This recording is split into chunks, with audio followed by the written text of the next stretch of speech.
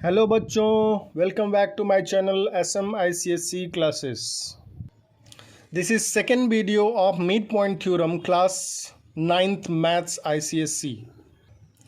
In first video we have done midpoint theorem.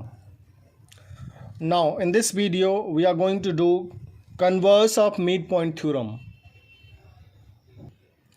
Converse of midpoint theorem का मतलब mid point theorem का ठीक उल्टा। तो इसमें है क्या, जानने की कोशिश करते हैं। कोई एक ट्रायंगल लेना है,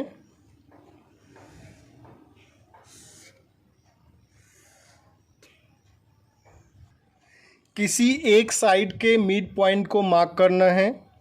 तो हमने इस वाले साइड के मिड पॉइंट को मार्क कर लिया।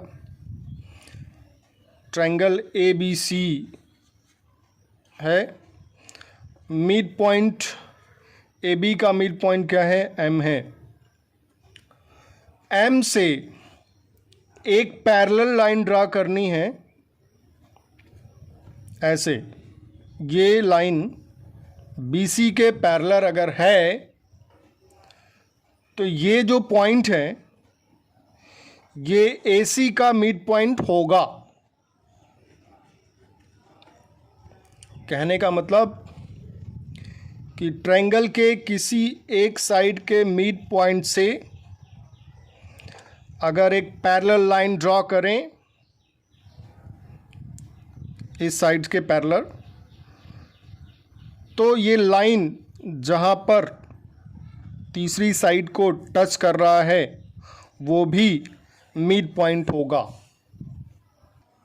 तो यहाँ पे लिखा है M is the midpoint of AB, MN parallel to BC, then only N is the midpoint of AC. Mid point theorem में हमने पढ़ा था M और N दोनों मिड पॉइंट्स गिवन होते थे और ये लाइन इस लाइन के पैरेलल और हाफ होता था। लेकिन यहाँ पर सिर्फ एक मिड पॉइंट दिया हुआ है एक साइड का, वहाँ से पैरेलल लाइन ड्रॉ करनी है। अगर ये लाइन पैरेलल है तो N भी मिड पॉइंट होगा। तो इसमें नेसेसरी कंडीशन क्या है? एक साइड का मिड पॉइंट होना चाहिए और वहाँ से पैरेलल लाइन ड्रॉ होनी चाहिए, तभी converse of mid point theorem applicable होगा। जैसा कि मैंने पहले भी बता चुका है कि प्रूफ ऑफ थ्योरम्स, किसी भी थ्योरम का प्रूफ सिलेबस में नहीं है, ICSE के सिलेबस में नहीं है। बस थ्योरम का एप्लीकेशन है, मीन्स थ्योरम को यूज़ करके क्वेश्चंस को सॉल्व करना है। So let's see some questions based on mid point theorem and converse of mid point theorem. Exam question number 2 of exercise 19। Question number 2 है क्या, पढ़ते हैं। इन ट्रायंगल ABC ट्रायंगल है। AB is 6 centimetre, AB 6 centimetre, AC 3 centimetre, AC 3 centimetre. ये rough diagram है। M is mid point of AB, तो ये M है, AB का मिड पॉइंट है। A straight line through M mid point है और यहीं से एक स्ट्रेट लाइन ड्रॉ हुआ है जो कि पैरेलल है AC के, ऐसा कहा गया है। A straight line through M parallel to AC, straight line parallel to AC, cuts BC at N, cuts BC, ये BC है, BC को N पर टच करता है, कट करता है। तो mn की वैल्यू फाइंड करनी है। तो इसमें converse of mid point theorem लग सकता है, देखते हैं। ट्रायंगल में एक साइड ए बी है जिसका मिड पॉइंट m है। m से एक स्ट्रेट लाइन है जो AC के पैरेलल ड्रॉ किया गया है। तो converse of mid point theorem क्या कहता है कि एक पॉइंट साइड के एक मिड पॉइंट से पैरेलल लाइन अगर ड्रॉ करें तो वो ये लाइन इस तीसरी साइड को बाइसेक्ट करेगा। Means if m is the midpoint, mn is parallel to AC, then n is also the midpoint. So हम लोग लिख सकते हैं bn is equal to nc. तो m is the midpoint of AB, mn is parallel to AC, then by converse of midpoint theorem, n is also midpoint of BC. तो हम लोग लिख सकते हैं कि जब m mid point, mn parallel to AC, n is also mid point, तो mn AC का हाफ होगा। यहाँ पे लिख सकें mn is equal to half AC, और AC की वैल्यू 3 सेंटीमीटर, तो 3 का हाफ mn होगा। तो mn is equal to 1/2 into 3 centimetre, that is 3.5 centimeter. Let's see question number 3 of exercise 19. कहा है इन ट्रायंगल ABC ट्रायंगल है जिसमें D is mid point of AB, D is mid point of AB। तो AB को mark करते हैं AB पर, ये यहाँ पे D का मिड पॉइंट हो गया, D AB का।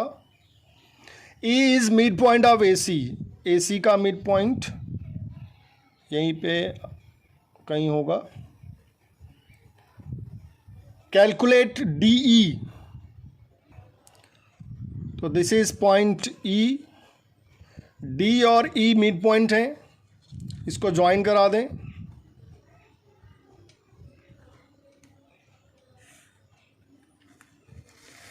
तो मिड पॉइंट थ्योरम में क्या होता है, D और E दोनों मिड पॉइंट होते हैं। दो साइड के मिड पॉइंट को ज्वाइन कराने पर जो लाइन बनेगा वो थर्ड साइड के पैरेलल और हाफ होगा। तो इसी बेस पे हम इस क्वेश्चन को सॉल्व करेंगे। तो this question can be solve by using mid point theorem. तो यहाँ पे लिखेंगे D is midpoint of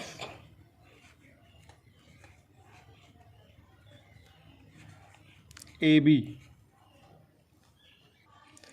D mid point of AB है, E mid point of AC है। तो बाय मिड पॉइंट थ्योरम लिखेंगे यहाँ पे, by mid point theorem DE parallel to BC and DE half of BC।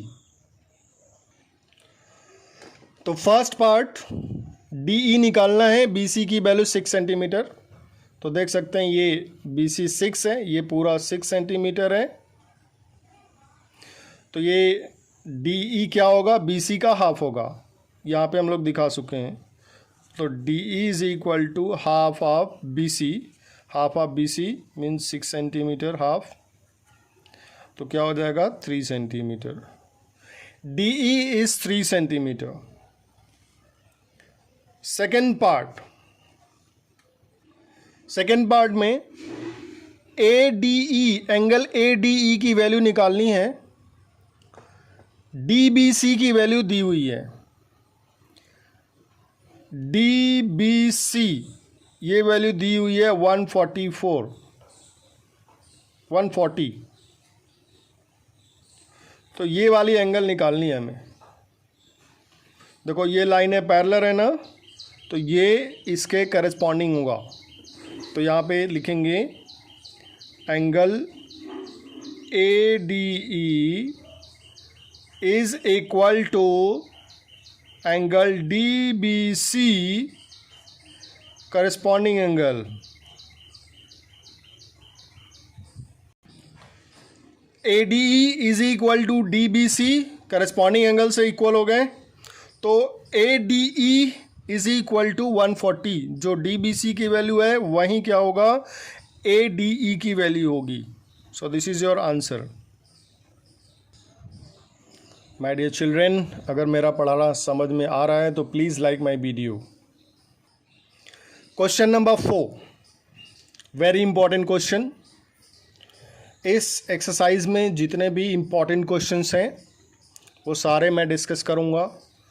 कुछ examples भी बहुत important हैं, और जितने इम्पॉर्टेंट मैं मार्क करके यहाँ पढ़ा रहा हूँ, अगर उतना भी अच्छे से तैयार हो गया तो इस चैप्टर से कोई भी क्वेश्चन बाहर नहीं जाने वाला है.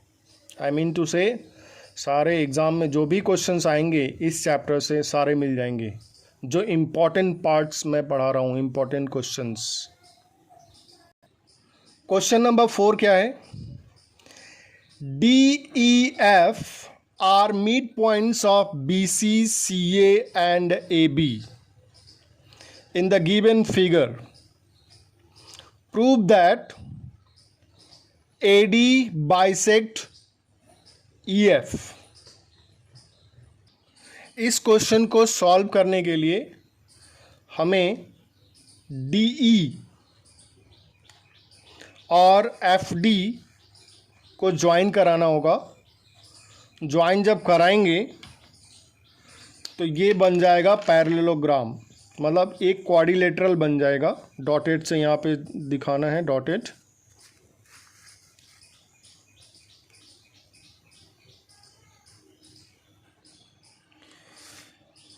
हमने ज्वाइन करा लिया. अब हमें दिखाना है कि AFDE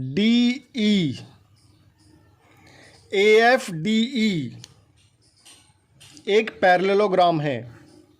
अगर हम ऐसा कर लिए तो बस एक लाइन लिखना है कि पैरेललोग्राम के जो डायगोनल्स होते हैं वो बाइसेक्ट ईच अदर करते हैं. पैरेललोग्राम के बारे में जान लें कि पैरेललोग्राम अपोजिट साइड्स पैरेलल होते हैं और इक्वल भी होता है. अगर ये 6 है तो ये भी 6 होगा. ये भी पैरेलल इसके होता है, और अगर ये 4 है तो ये भी 4 होगा. तो हमें यहाँ पे दिखाना है कि अपोजिट साइड पैरेलल हैं और इक्वल हैं, ये दिखाना है. दूसरा चीज़, जैसे ही ये पैरेललोग्राम शो हो जाएगा तो ये जो डायगोनल होता है ये दोनों एक दूसरे को बाइसेक्ट करते हैं. ये पैरेललोग्राम का एक प्रॉपर्टी होता है. तो चले देखते हैं. यहाँ पे D is midpoint of BC, E is midpoint of AC, then DE will be parallel to AB and half of AB by midpoint theorem. लिखते हैं. हमने जो बोला वही लिखा. D midpoint of BC, E midpoint of AC, then line DE is parallel to AB and line DE is half of AB. तो suppose अगर AB 10 का है, 10 सेंटीमीटर का है, F इज मिड पॉइंट, सो ये 5 हो जाएगा, ये भी 5 हो जाएगा. तो DE भी क्या हो जाएगा, 5 हो जाएगा. तो अपोजिट साइड पैरेलल हो गए. DE half of AB means AF के इक्वल हो जाएगा, और DE जब AB के पैरेलल है तो DE AF के भी पैरेलल होगा.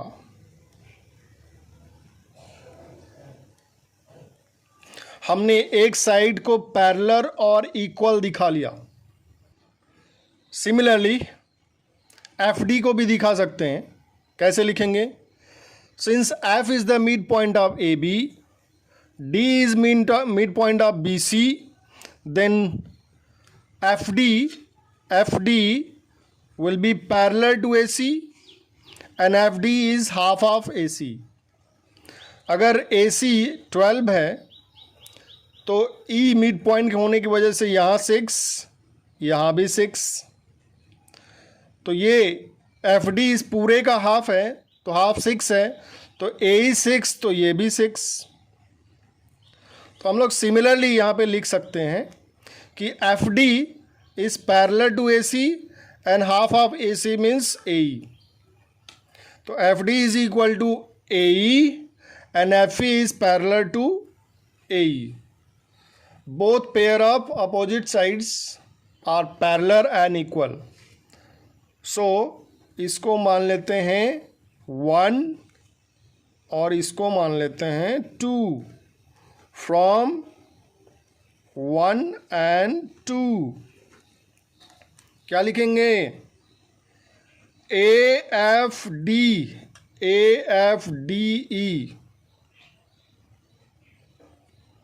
is a parallelogram.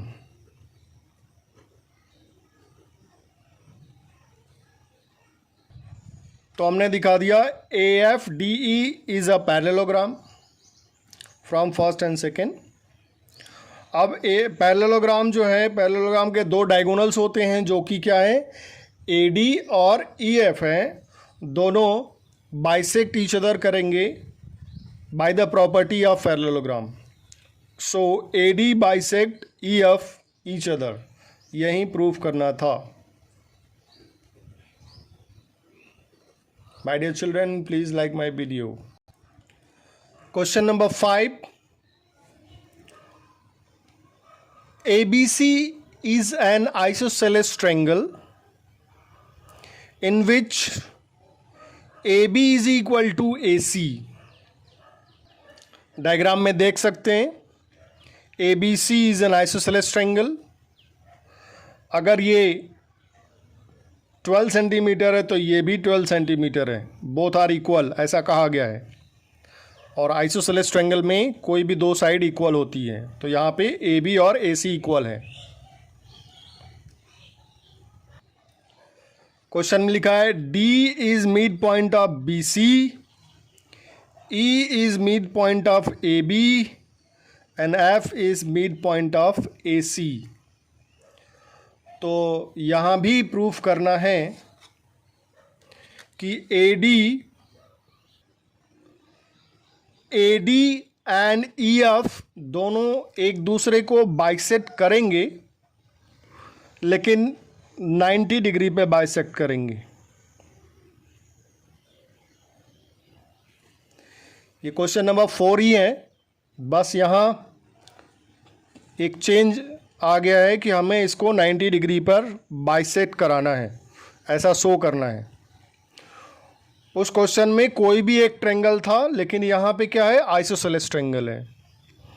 बस इसी आइसोसेलेस ट्रायंगल की वजह से ये राइट एंगल पे एक दूसरे को बाइसेक्ट करेगा, ऐसा हमें शो करने में आसानी होगा। देखते हैं कैसे।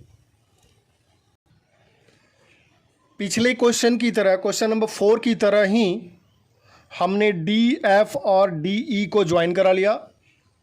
अब हमारा टारगेट ये है कि AE DF इसको पैरेललोग्राम दिखाना। उसके बाद ये आइसोसेलेस है, जिसकी वजह से ये पैरेललोग्राम रोम्बस बन जाएगा, और रोम्बस के डायगोनल एक दूसरे को राइट एंगल पर बाइसेक्ट करते हैं। तो सबसे पहले हमें AEDF को पैरेललोग्राम दिखाना है। तो देखते हैं कैसे। D is mid point of BC, F is mid point of AC। Then DF will be parallel and half of AB। इसके पैरेलल होगा और इसके हाफ होगा। अगर ये 12 है तो AE भी 12 होगा, EB भी 12 और DF भी 6। सॉरी, ये 6, AE 6, EB 6, तो DF भी 6। ये पूरा 12 है, तो E mid point A E 6, E B 6 और डी एफ भी क्या होगा 6 होगा। तो हमने यहाँ लिख लिया D is midpoint of BC, F is midpoint of AC, then by midpoint theorem DF is parallel to AB and DF is half of AB. DF जब AB के पैरेलल है, ये DF ये लाइन इस पूरे लाइन के parallel है, तो ये लाइन इस हाफ के भी पैरेलल होगा। So we can write DF is parallel to AE और DF is half of AB, मतलब ये 12 है तो AE 6 होगा, तो DF भी क्या होगा 6 होगा। So we can write here DF is equal to AE 6, ये मैंने एग्जाम्पल पे ले लिया, ये 12 है तो ये 6 होगा, ये 6 होगा। समझाने के लिए हमें लिखना क्या है, DF is equal to AE। ये हमारा फर्स्ट पॉइंट। सिमिलरली हम लोग दिखा सकते हैं DE is parallel to AF and DE is equal to AF। तो इन दिस वे हमने AEDF को पैरेललोग्राम दिखाया। अब इसको रोम्बस दिखाएंगे कैसे, ध्यान देना। AB 12 है तो AE 6 होगा, ये 6, तो DF भी 6 होगा और ये इसके पैरेलल भी हो गया। सिमिलरली ये AC 12 है तो AF 6 होगा और AF 6 होगा तो DE भी 6 होगा। दोनों क्या है, पैरेलल हैं। तो यहाँ से देख सकते हैं ये पूरा ये 6, ये 6, ये 6, ये 6, all 4 sides are equal and opposite sides are parallel. तो हमने DE parallel AF, DE is equal to AF दिखा लिया। अब AE is equal to AF है, AE is equal to AF क्योंकि AB और AC दोनों इक्वल हैं और E और F मिड पॉइंट्स हैं। सो ऐसा होने से ये चारों साइड्स इसके इक्वल हो गए और चारों साइड्स इक्वल होने से AEDF रोम्बस हो गया और रोम्बस के डायगोनल एक दूसरे को राइट एंगल पर बाइसेक्ट करते हैं। Hence AD and EF bisect each other at right angle.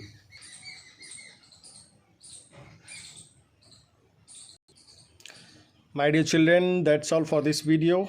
In the next video we will do some more questions and some most important examples. So my dear children, अगर मेरा पढ़ाना समझ में आ रहा है, अच्छा लग रहा है तो please like and share, subscribe my video. Thank you.